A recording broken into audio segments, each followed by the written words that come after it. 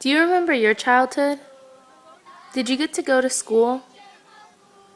Live with your family? Have food to fill up your stomach? And go to the doctor when you were sick?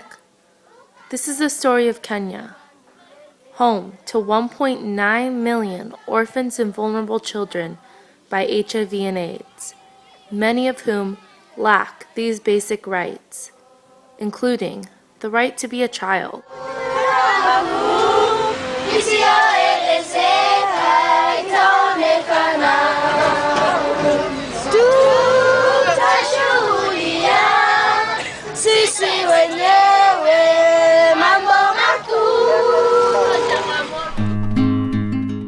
An AIDS orphan is a child whose mother has died due to AIDS before the child's 15th birthday. Other vulnerable children include children who have the disease themselves, children in impoverished households with one or more parents or family members that are ill, children that are made caretakers of their siblings and head of their households as a result of HIV and AIDS, and any other child living in an area with high HIV rates.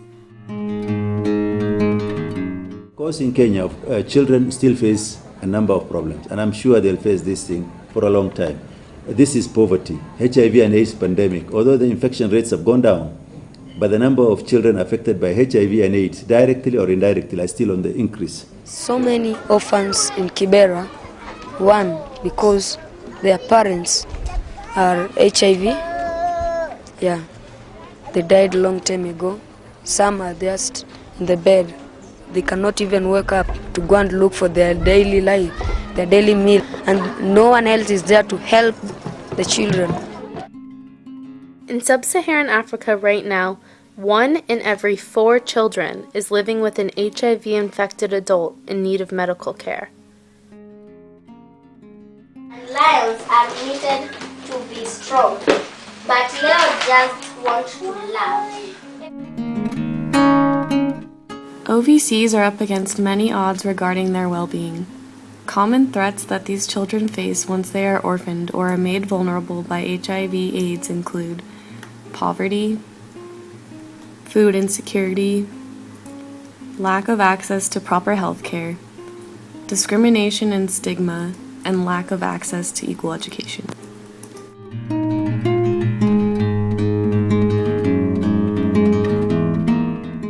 HIV-positive parents often lack the energy to work and maintain income-generating activities. This leads to a lack of funds to maintain living standards and an inability to provide adequate care for their children. This reflects a cycle between poverty and OVC that is the core of the problem in sub-Saharan Africa.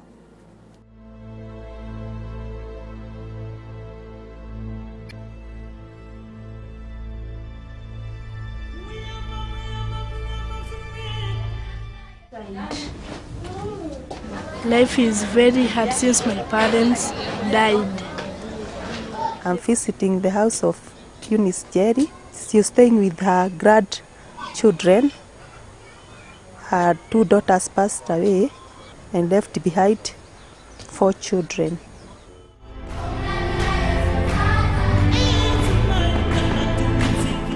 Because a majority of the families and children affected by HIV in Kenya are also affected by poverty, many children, whose parents or family members are too weak to work, are expected to work or help out around the house. Some children are directly involved with the nursing of their guardian, while others assume full responsibility for sustaining the household. OVC often live in environments with high child-to-adult ratios and have been shown to struggle in social situations, fully develop adequate life skills, and constantly feel isolated, rejected, and shameful due to their OVC status.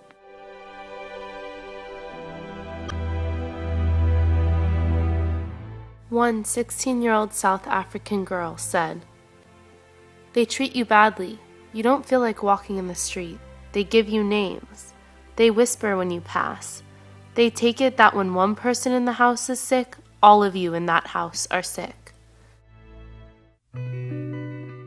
The high rates of OVC that become caregivers parallel the high rates of school dropout, which in turn leads to a lack of education on how to escape poverty and about HIV.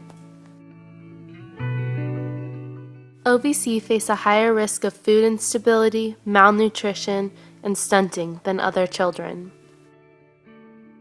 Most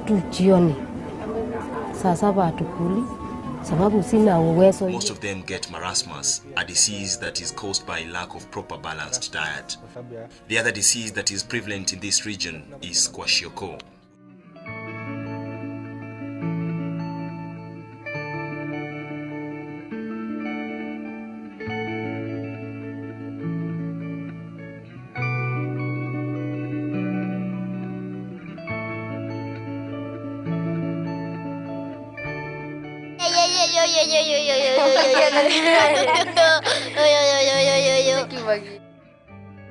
Although OVC remain a growing concern, many programs and initiatives in recent years have attempted to address some of the issues that these children and families face.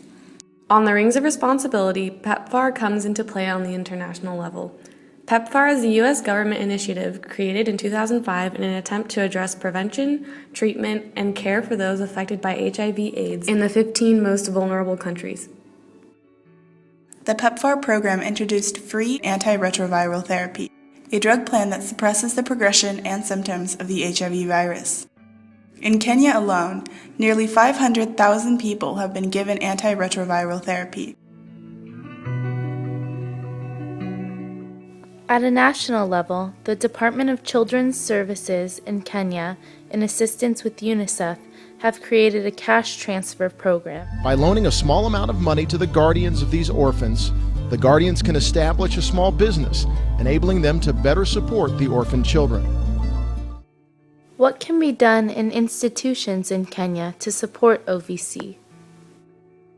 Children should go to school. To have education. Every child should have a right to go to school. Let us educate our children because they are the light of tomorrow.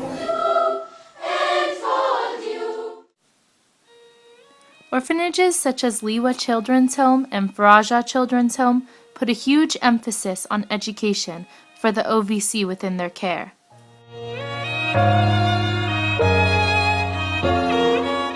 As wonderful as these children's homes and people supporting them are, our primary goal is to promote change and prevention for these children so that they are never put in the situation of having to see inside the walls of an orphanage. This alternate approach can be better understood through the Firelight Foundation. We know that children grow best in families. The first resort must always be that we try to build the capacity, support the capacity of the extended family, of the local community to care for those children in need. When you hear the phrase, it takes a village to raise a child, that's no slogan. That's actually the way things go on in Africa. A CBO is a community-based organization, and these are organizations that are from the community that they serve, and they remain grounded in that community so that as they work with the issues facing children, their families, they have a rich and deep understanding of what those issues and challenges are. The NGO, Living Positive Kenya, puts to use the approach represented by the Firelight Foundation, with an emphasis on the community and family rings of responsibility.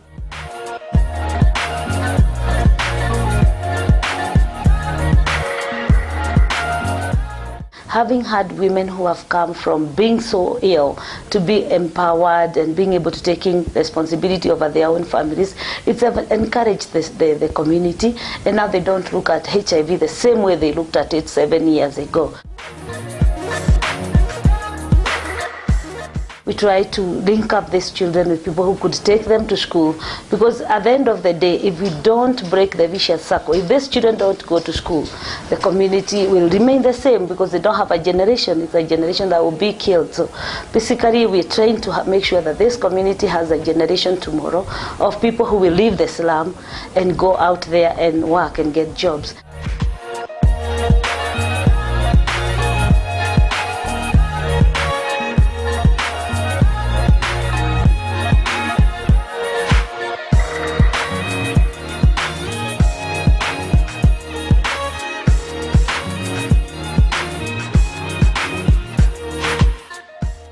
At the end of the day, every child just wants to be loved by a family, supported by a community, and have their basic needs met.